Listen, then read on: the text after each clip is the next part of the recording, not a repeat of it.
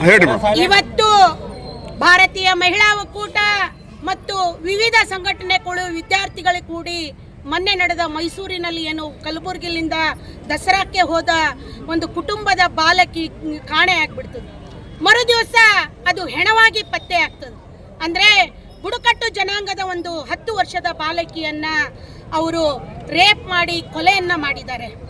ಆ ಕೊಲೆ ಆಗಿ ಇವತ್ತಿಗೂ 6 ದಿವಸಗಳಾದರೂ ಕೂಡ ಅಲ್ಲಿನ ಮೈಸೂರಿನ ಜಿಲ್ಲಾಧಿಕಾರಿಗಳಾಗಲಿ ಮೈಸೂರು ಪ್ರಾಂತದಲ್ಲಿರ್ತಕ್ಕಂಥ ಮುಖ್ಯಮಂತ್ರಿಗಳ ತವರೂರದು ಮೈಸೂರು ತವರೂರಾದರೂ ಕೂಡ ಮುಖ್ಯಮಂತ್ರಿಗಳಾಗಲಿ ಕಲಬುರಗಿನ ಜಿಲ್ಲಾ ಅಧಿಕಾರಿಗಳಾಗಲಿ ಸಮಾಜ ಕಲ್ಯಾಣ ಅಧಿಕಾರಿಗಳಾಗಲಿ ಯಾರೂ ಕೂಡ ಆ ಕುಟುಂಬಕ್ಕೆ ಸಾಂತ್ವನ ಹೇಳಿಲ್ಲ. ತಾವು ಪೇಪರ್ದಲ್ಲಿ ಕೊಡ್ತಾರೆ, ಯಾಕಪ್ಪ ಈ ಕುಟುಂಬ ನಿಮ್ಮ ಕಣ್ಣಿಗೆ ಕಾಣ್ತಾ ಎಲ್ಲಿನು? ನಮ್ಮ ಬೇಡಿಕೆ ಏನಪ್ಪ ಅಂತಂದ್ರೆ ಈ ಬಡ ಕುಟುಂಬ 30 ವರ್ಷಗಳಿಂದ ಗುಡಿಸಲದಲ್ಲಿ ವಾಸ ಮಾಡ್ತಾ ಇದ್ದಾರೆ. ಗುಡಿಸಲ ರಹಿತ ನಾವು ತರ್ತೀವಿ ಅಂತ ನೀವು ಘೋಷಣೆ ಹಾಕಿ ಅಧಿಕಾರಕ್ಕೆ ಬರ್ತೀರಿ. 30 ವರ್ಷಗಳಾದರೂ ಕೂಡ ಇವರು ಗುಡಿಸಲು ನಿಮಗೆ ಕಂಡಿಲ್ಲೇನು? ಇವತ್ತಿನ ರಾಜಕಾರಣಿಗಳು ಹೆಣದ ಮೇಲೆ ಜಾತಿಗಳನ್ನ ತರ್ತಾರೆ. ಯಾಕೆ? ಬುಡಕಟ್ಟದ ಒಂದು 10 ವರ್ಷದ ಮಗು ಕೊಲೆ ಆದ್ರೂ ಕೂಡ ಸಂಬಂಧಪಟ್ಟವರು ಒಬ್ರು ಕೂಡ ಇವರನ್ನ ಭೇಟಿಯಾಗಿ ಸಾಂತ್ವನ ಮಾಡ್ತಾ ಇಲ್ಲ.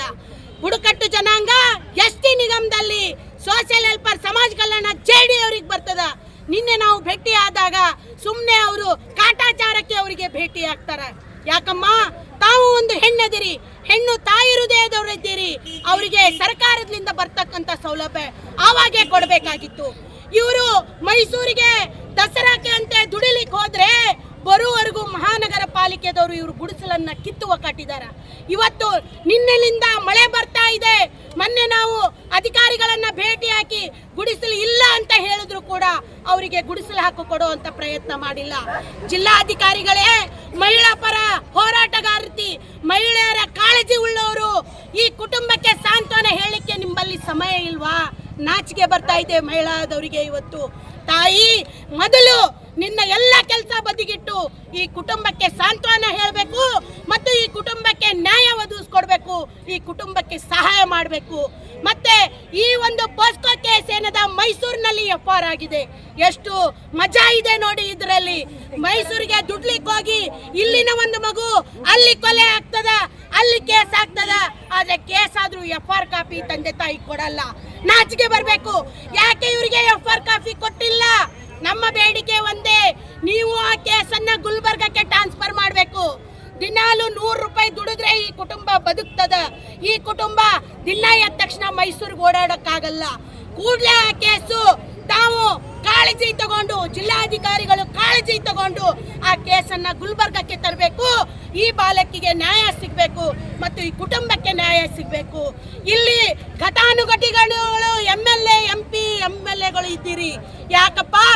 ಒಬ್ಬರೇ ಹೋಗಿ ಆ ಕುಟುಂಬಕ್ಕೆ ಸಾಂತ್ವನ ಹೇಳಿ ಏನಾದ್ರೂ ಸಹಾಯ ಮಾಡ್ಬೇಕನ್ನೋದು ನಿಮಗೆ ಕಳವಳ ಬರ್ತಾ ಇಲ್ಲಲ್ಲ? ಯಾಕೆ? ಅವರು ಬುಡಕಟ್ಟು ಜನಾಂಗ ಇದ್ದಾರೆ ಅಂತ ನಿಮಗೆ ನಾಚಿಕೆ ಬರ್ತಾ ಇದೆನಾ? ರಾಜಕೀಯದಲ್ಲಿ ಎಲ್ಲ ಒಂದು ಏನೋ ಒಂದಾದ್ರೆ ಅದನ್ನು ನಮ್ಮ ಸಹೋದರಿನೇ. ಹುಬ್ಬಳ್ಳಿಯಲ್ಲಿ ಒಂದು ಕೊಲೆ ಆಯ್ತು, ನಾ ಮುಂದು ನೀ ಮುಂದು ಅಂದೋಗಿ ಬಿಜೆಪಿದವ್ರನ್ನೂ 50,000 ಕೊಟ್ಟಿದ್ದೆ, ಕಾಂಗ್ರೆಸ್ದವ್ರನ್ನೂ 1 ಲಕ್ಷ ಕೊಟ್ಟಿದ್ದೆ. ಈ ಕುಟುಂಬ ನಿಮಗೆ ಕಾಣ್ತಾ ಇಲ್ವಾ? ಈ ಮಗುವಿಗೆ ನ್ಯಾಯ ಕೊಡಿಸ್ಬೇಕನ್ನೋದು ನಿಮಗೆ ಗೊತ್ತಾಗ್ತಾ ಇಲ್ವಾ? ದಕ್ಷಿಣ ಮತಕ್ಷೇತ್ರದ MLA ಎಲ್ಲಿದ್ದೀರಿ? ಮಾಜಿ MLAಗಳೆಲ್ಲಿದ್ದೀರಿ? ಹಾಲಿ MLAಗಳೆಲ್ಲಿದ್ದೀರಿ? ಈ ಕುಟುಂಬಕ್ಕೆ ಕೂಡಲೇ ಸಾಂತ್ವನ ಹೇಳಿ, ಡ್ರೆಸ್ ಹಾಕೊಂಡು ಫೋಸ್ ಹಾಕಿ ಫೋಟೋ ಕೊಟ್ರೆ ಅಲ್ಲ, ಈ ಕುಟುಂಬಕ್ಕೆ ನ್ಯಾಯ ಕೊಡಬೇಕು. ಆ ಮಗುವಿಗೆ ನ್ಯಾಯ ಸಿಗಬೇಕು. ಈ ಕುಟುಂಬಕ್ಕೆ ಆಧಾರ ನೀವು ಜಿಲ್ಲಾಧಿಕಾರಿಗಳು ಆಗದೆ ಇದ್ರೆ ನಾವು ದಿನಾಲೂ ಒಂದು ಹೋರಾಟವನ್ನ ಬೀದಿಗಿಳಿದು ಮಾಡ್ತೀವಿ ಅಂತೇಳಿ ಇವತ್ತು ಮಾಧ್ಯಮದ ಮಿತ್ರರ ಮೂಲಕ ನಾನು ಕೇಳ್ಕೊತಾ ಇದ್ದೀನಿ. ಪದ್ಮಾ ಪಾಟೀಲ್, ಭಾರತೀಯ ಮಹಿಳಾ ಒಕ್ಕೂಟ, ಕಲಬುರಗಿ ಜಿಲ್ಲಾಧ್ಯಕ್ಷ.